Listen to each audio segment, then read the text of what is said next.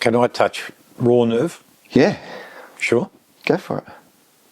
So I know when you're a Brimbank, I know of two fatals you went to, probably were the catalyst for the end. You know the ones I'm talking about? I think so. Yeah, the girl on the freeway in the Alco, and there was a car off the road into a paddock, I believe. Yep. And you're saying that you were so detached that you couldn't get upset. Yeah, until then. And it was impacting on the rest of your life. Yeah. Because you were just a block of steel. Yeah. But then you went to these particular jobs and you did get upset. So what had happened? I let myself open that door. I almost told myself to.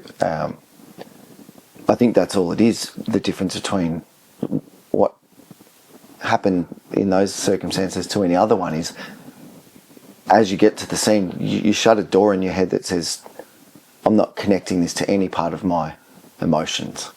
I'm not connecting any of this to my personal life. You know, I ride a motorbike. If you see a motorbike fatal, you don't make that connection. Yeah. You just shut the door. You just will not. We're not stupid. I ride a motorbike. He rides a motorbike. He's dead. What's next? But you shut that door so it doesn't even come into your brain. Oh, same kind of car as me. Same age. Whatever. Door shut. I was sick of it. I was just tired of being that cold because I'm not. And that's when I started to think I'm being made into someone that I'm not. Someone that I not so much that I don't want to be, but I don't have the capacity to be that person anymore. It's tearing me up. When I went to the first one, it was quite the trauma-free fatal, for lack of a better term. No blood and guts. Yeah. Not horrific. I knew what you meant. Car ran off the road. To be honest, I don't even remember the exact details if she's hit a tree. I think so. When we got there, the lady who'd passed away was outside the car, laying down with a blanket over her. And she had blonde hair, just like my wife's. And again, any other person, you, me earlier, anyone, they just shut that out. You know, 1 in 3 people have probably got blonde hair. We've been to so many fatals, you could draw comparisons and similarities between many of them and your personal life if you tried just a little bit. You know, he's the same age as my son's best friend. Or I've got a jumper like that. Absolutely. There are so many things, but we never do it. Except I did it this time. And I looked, and that's as close as I got. Like from a distance, enough just to see that there was a body under there, under the sheet, which was pretty obvious, and the hair. And I didn't break down or lose it then, but it planted a seed in my head. I ended up speaking to, I think it was her brother in the police car. Like, someone else was investigating it, and I'm in the car talking to him. That's one thing that I liked, because, well, when I say I liked it, it was the hardest thing to do in the whole job, I think, was talking to the families afterwards. Especially when some time had passed. We'd often go to people's houses 3 days later, maybe a week later, and talk. It is hard. It's really difficult. So I'd usually open up and let some of that emotion in. But then that happened a lot with the second one as well, which is the one that sort of knocked me off my feet. It wasn't until some time after that the penny dropped, so to speak. Not there initially. Yep. Is that right? I reckon I made the connection with the hair thing and that it looked like my wife's hair. I think I made that connection straight away. Yep. When the penny dropped in regards to when I completely shut down, that was after the second fatal. So that was after the young girl. 2 of the 3 most important people in my life were represented by these, you know, two women that passed away. So I do put them together, even though I couldn't tell you the time frame. It might have been weeks, it might have been months. I'm pretty sure it was probably 2 or 3 weeks at best. Okay, there you go. Yeah. The second one was a bit more brutal. It was a young girl. And when I say young, maybe 20, 21. That's a kid still, you know, it's young. And I've got to, well, back then my daughter was maybe 16. Close enough. Close enough. This girl had some issues and crashed her car into an Armco barrier, which for those who don't know is the steel down the side of a freeway, and that steel is super strong. If you walked up to it and kicked it as hard as you could with steel cap boots, you wouldn't put a dent in it. However, this Armco barrier went in and out of her car like it was a piece of licorice or a piece of rubber. It just hit a wall of the car, bent, come back, bent, out the back window. It was like a ribbon through her car. She'd passed away in the car before any of us got there, any coppers got there. She was obviously young, dark hair. And straight away I just thought that could be my girl. I remembered her features, but I think it was probably more just the age. Ah, okay. And that maturity level. You know, like, you know what a teenager come 20-year-old, they've got a certain maturity or immaturity to them. A lack thereof. Yeah. I just connected it. Said that they look different, but I just connected it as in this could be my daughter. Yeah, so the job was mine. So, you know, I got assistants at the scene. Other people took some photos for me and all that stuff. The scene got processed. We all went on our way. I had to go, and I won't ever forget this either. I had to go to speak to the family. I went there with a good copper friend of mine, and even he said to me, he goes, "Let's keep this short. We'll try and stay maybe half an hour." Okay, no worries. And I just couldn't be short and sharp with them. We went in, and they were the nicest people. They wanted to make us feel special, us feel at ease.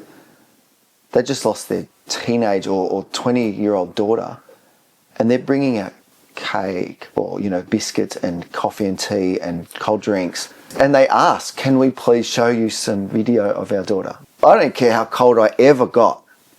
I couldn't say no.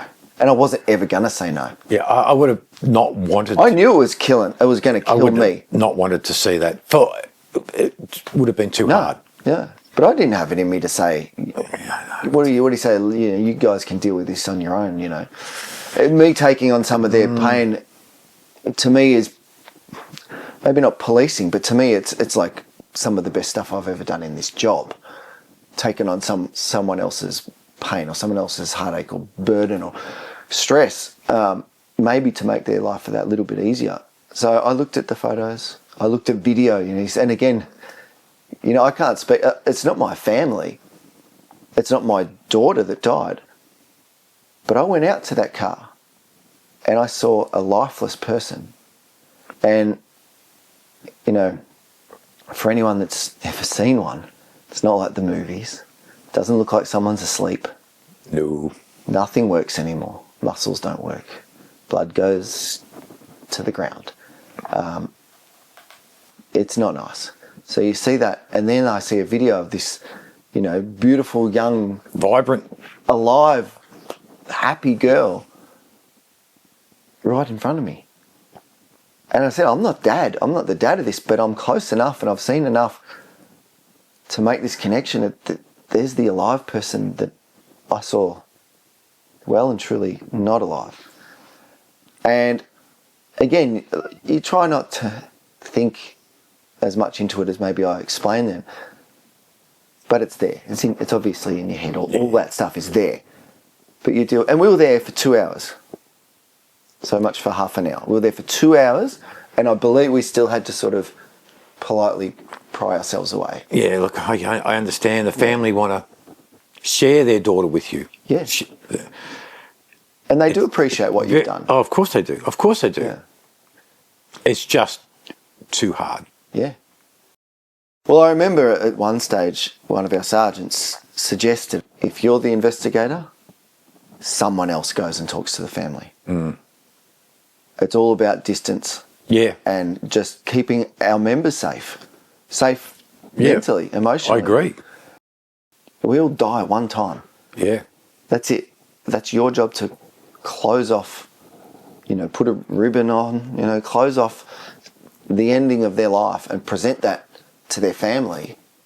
If you do it and it eases the family, it is an honour. But Jesus Christ, it's not an honour that I want to do that often. Anymore? Not anymore. So yeah, going back to our young friend, I'd seen the family. I'd started the preliminary, investigation, I suppose.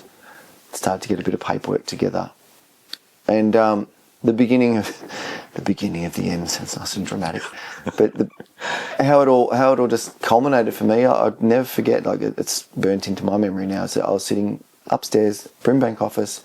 I know exactly which computer I was on. So do I. Yeah, I didn't even remember you were there that day, but I was sitting there, and it was like a blank stare. I don't know how long it was for. And I've said this to the docs before. I don't know if it was for 10 seconds. I don't know if it was for 10 minutes, 20, I don't know. Just staring into space, into the computer. And I thought I was starting to do my statement or something. And I just staring, and just zoned out. People walking around, other coppers in the office, in the room, staring into nothingness. And then just this wave of emotion just slammed into me. I didn't want to be in that room because I knew I was about to break down. So I went into the next room along the conference room type of thing that's mostly empty. No one else in there. And I just fell apart. I was bawling. I just couldn't do it. Like, it didn't feel like there was a build-up, but there was. And then I just let it out. But straight away I knew, I just knew I can't do this. I am broken. I am done. So no one's even aware of what you're going through. Everyone's just busy with their own stuff. So, so you were just lost on your own, even though you're surrounded by colleagues. Yeah. Yeah, no, you're right. And that's not a blight on colleagues, my mates, at all, because you're just unaware. Yeah. Because it's all spinning around up there. And I didn't show it until I was on my own. And then I went into my sergeant's office. And this is where a good supervisor makes all the difference. The supervisors that we had, who were friends, close enough to family, really. You'd trust them with everything you had. I was still nervous to go and say out loud, I don't think I can do this anymore. It's something that you did for however many years you did it. In my case, back then it was about 18. And sorry to interrupt, but you knew the supervisor for a good 20 years-ish. I knew him for my whole career. He was at Avondale Heights. Yeah. So he would come in and out of our career for a little bit, but I knew him well. So you know him very, very well. Yeah, extremely well. And you're still reluctant. I was nervous. Yep. I was obviously really emotional. I wasn't ashamed. I wasn't disappointed. I don't even think I was relieved. I hadn't come that far yet. I was just lost. I think I was just ready to collapse. I was just lost. Just trying to get to the crux of why you were reluctant. Yeah. When you care about other people, you do care about their reaction. For anyone I couldn't care less about what they've got to say. I knew that I was not able to function in any proper way at that second, at that time. Probably that I needed to go home, and maybe that I even needed to be taken home. This sergeant of ours who I love, he's a massive go-getter. He's a real hard worker. He's a, black and white type of person. And I suppose part of me did think he, you know, and it's the fear in you that he might say, "You'll be right," or "We'll get you back on the horse," sort of thing. And I wasn't ready to hear anything like that. And I've only ever really said this to a couple of people before, but he just looked at me when I told him, and he said, "Jonesy," he goes, "we love you here. We've got your back." And that was it. That's all I ever needed to hear. And I'd thank whoever there is to thank, my lucky stars, that I had that support, because it's a killer of a place to be in. And he took care of me, and he sent me home, or got me home, I don't even remember, but made sure that all of my work was taken care of, made sure that no other bosses gave me grief or called me at home or anything. Yeah, and that was the start of my long roller coaster journey out of this job. Am I broken, or am I just sick? Have you spoken to anyone about it? Lonely from the fighting. Are you broken?